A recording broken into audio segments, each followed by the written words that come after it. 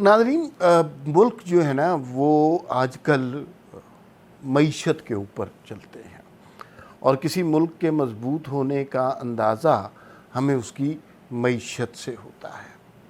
हमारे यहाँ जो मईशत की सूरत हाल है वो सारे जानते हैं कि दिगरगूं है और हालात दिन ब दिन ख़राब होते जा रहे हैं, लेकिन हमें अब समझ नहीं आती, इसलिए कि हमारी इकनॉमिक पॉलिसीज़ रोज़ चेंज हो रही हैं, वज़ीर ख़ज़ाना रोज़ चेंज हो जाता है।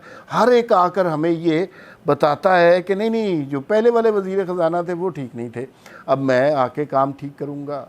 शौकत तरीन साहब भी आज आए हैं, उन्होंने भी इसी तरह की बातें शुरू की हैं। असद उमर साहब इससे बड़ी बातें करते थे, हफीज़ शेख साहब भी इसी तरह की बातें करते थे।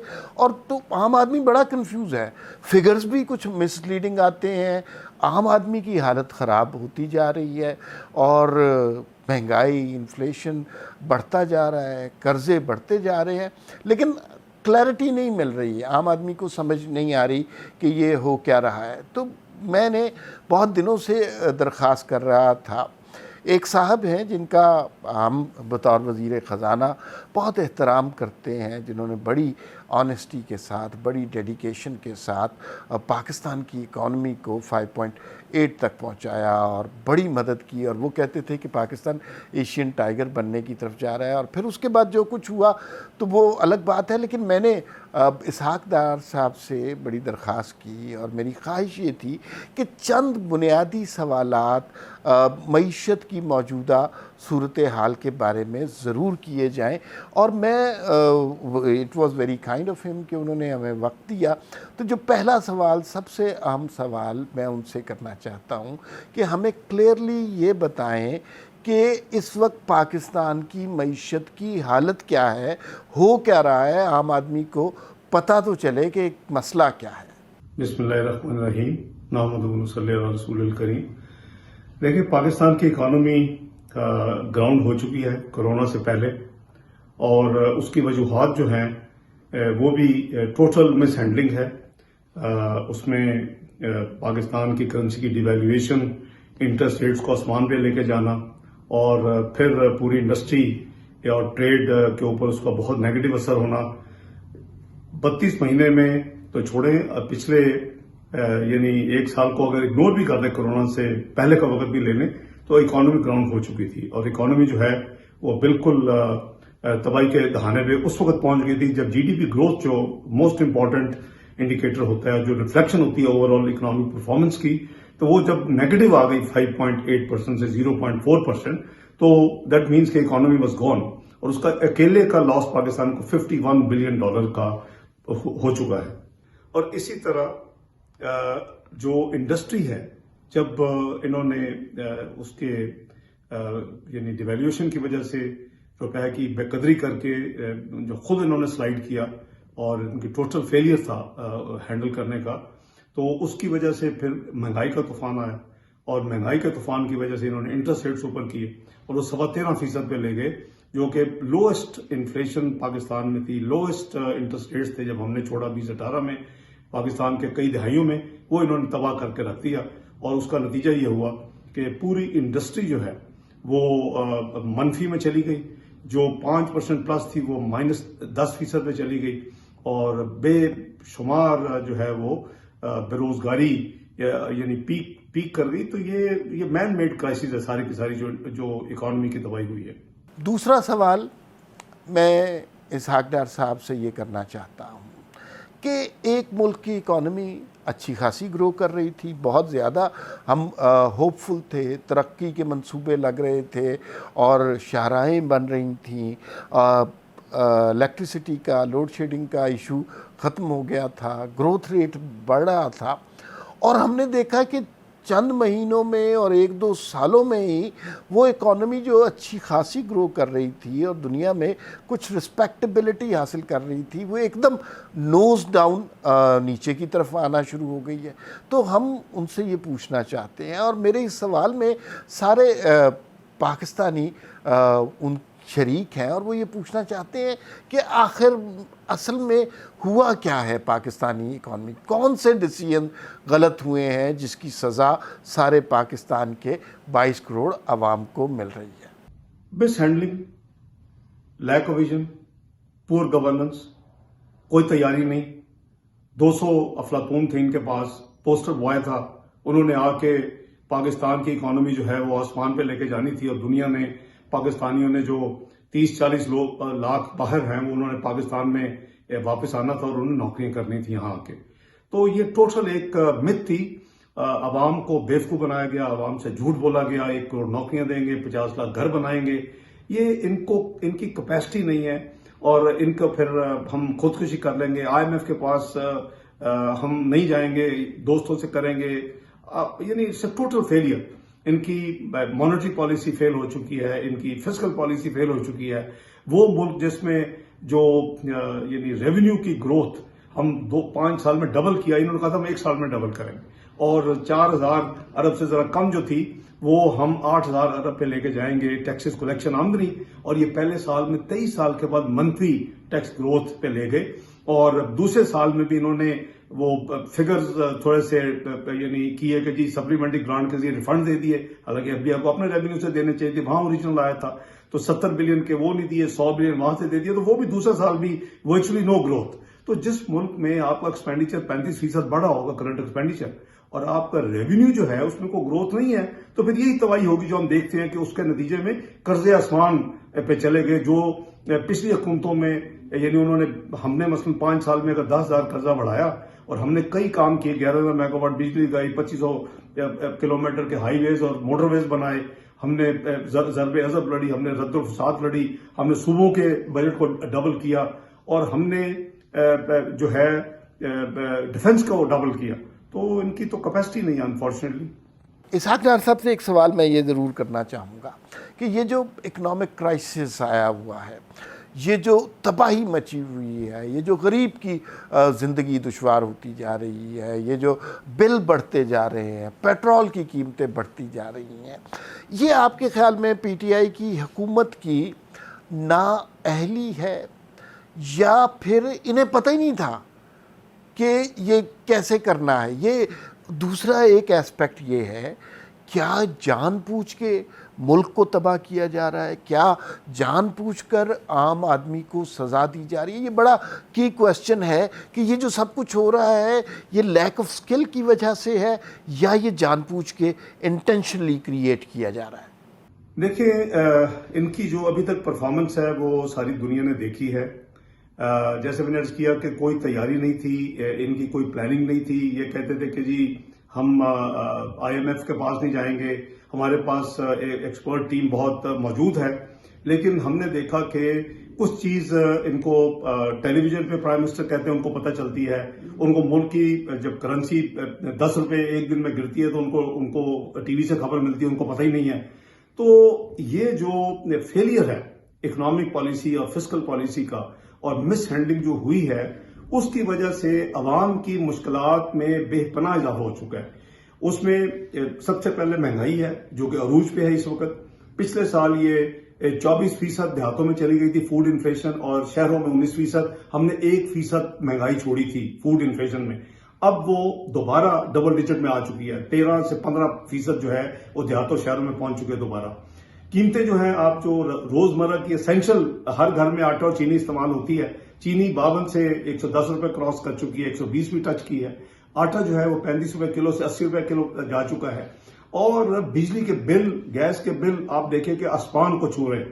لوگ اپنی جو دوائیاں تک افورڈ نہیں کر سکے. ہمارے زمانے میں 15% دوائیوں کی قیمتوں میں اضافہ ہوا. ڈرگ ریگولیٹری اتھارٹی نے وہ کیا نوٹیفیکیشن، ہم نے اس کو واپس کروایا، اور اس دور میں 600% تک دوائیوں کی قیمتوں میں اضافہ ہوا ہے. تو آپ دیکھیں کہ غربت آپ دیکھ لیں، ہم نے 6% لوگوں کو غربت کے لکیر سے نکالا. یہ واپس قریباً ان لوگوں کو غربت کے لکیر سے اس سے زیادہ لوگوں کو دھکیل چکے ہیں. اور جہاں تک بے روزگاری کا تعلق ہے، یہ کہتے تھے کہ میں 1 کروڑ لوگوں کو نوکریاں دوں گا. وہ جو 1 کروڑ نوکریاں کا دینی تھی، وہ قریباً لوگ 1 کروڑ جو ہے وہ بے روزگار قریباً 70-80 لاکھ مزید ہو چکے ہیں. تو یہ سسٹینیبل نہیں ہے جو کچھ پاکستان میں ہو رہا ہے. اچھا، ہم نے یہ دیکھا کہ اسحاق ڈار کے نام سے لوگ بہت خوف زدہ ہیں، خاص طور پہ کرنٹ اسٹیبلشمنٹ اور موجودہ حکومت، اور بے تحاشا الزامات لگائے گئے اسحاق ڈار صاحب پہ، اور ان کی دیانت داری میں، آنیسٹی میں کوئی بات نہیں ہے۔ انہوں نے بہت محنت سے اس ملک کی اکانومی کو بہتر کرنے کی کوشش کی گئی۔ تو پھر کیا وجہ ہے کہ جو بھی لوگ ہیں آج کل ارباب بست و کشاد، وہ سارا ملبہ اسحاق ڈار پر ڈالنے کی کوشش کرتے ہیں، اور ہمیں یہ بھی پتہ چلا ہے کہ وہ جب مزید پھنس جاتے ہیں تو اسحاق ڈار صاحب سے مشورے کرنے کی بھی کوشش کرتے ہیں۔ تو اسحاق ڈار صاحب کا اصل فالٹ کیا ہے؟ کیوں لوگ ان کے خلاف ہیں؟ کیوں ان کا نام نہیں سن سکتے؟ کیا جبکہ کرپشن کا کوئی کیسز نہیں ہے، جبکہ آپ نے اکانومی کو بہتر کیا تھا، اور جو موجودہ حالت ہے وہ تو بہت بری ہے۔ تو آپ کے دور میں جب بہتر تھی چیزیں، اس کے باوجود اس دور کے وزیر خزانہ سے لوگ کیوں خائف ہیں؟ دیکھیں، میں ایک فسکل ڈسپلن کا بلیور ہوں، اور ٹرانسپیرنسی کا، نمبرز اور جو ملکی مسائل کے حوالے سے، اور ساتھ میں یہ بلیور ہوں کہ ہمیں سیکیورٹی اور ڈیولپمنٹ کو پرائرٹائز کرنا ہے۔ جہاں ہم نے سیکیورٹی نیڈز بھی پوری کرنی ہے، وہاں ہم نے ترقیاتی کام بھی کرنے ہیں۔ اگر ترقی نہیں ہوگی، جی ڈی پی گروتھ ہم 6-7% پہ کم از کم نہیں رکھیں گے، تو پھر وہی ہوگا جو ہم اس وقت پاکستان میں دیکھ رہے ہیں۔ اور کوئی بھی ملک ہو، اس کی جو موسٹ امپورٹنٹ انڈیکیٹر ہے وہ جی ڈی پی ہے، کیونکہ اسی سے روزگار کے مواقع ملتے ہیں، غربت میں کمی آتی ہے، لوگوں کی فی کا آمدنی بڑھتی ہے۔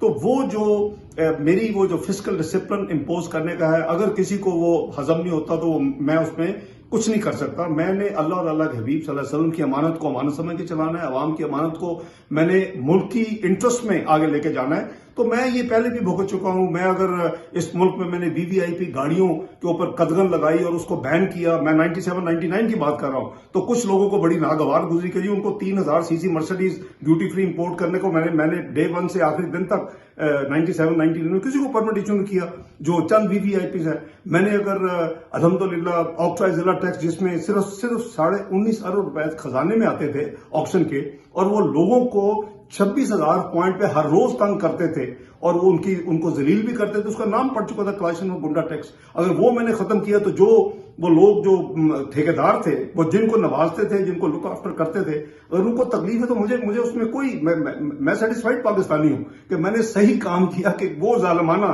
اور گنڈا ٹیکس ہے وہ پاکستان میں ختم کیا۔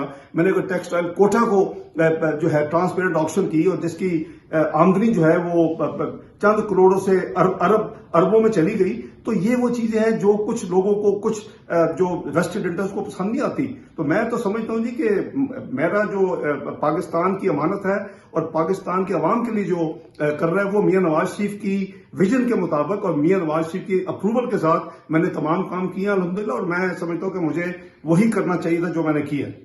اسحاق ڈار صاحب بہت کلوز ساتھی ہیں نواز شریف صاحب کے، رشتہ دار بھی ہیں، اور ان کے درمیان محبت کا رشتہ بھی بڑا گہرا ہے، کانفیڈنٹ بھی ہیں، ہمراز بھی ہیں۔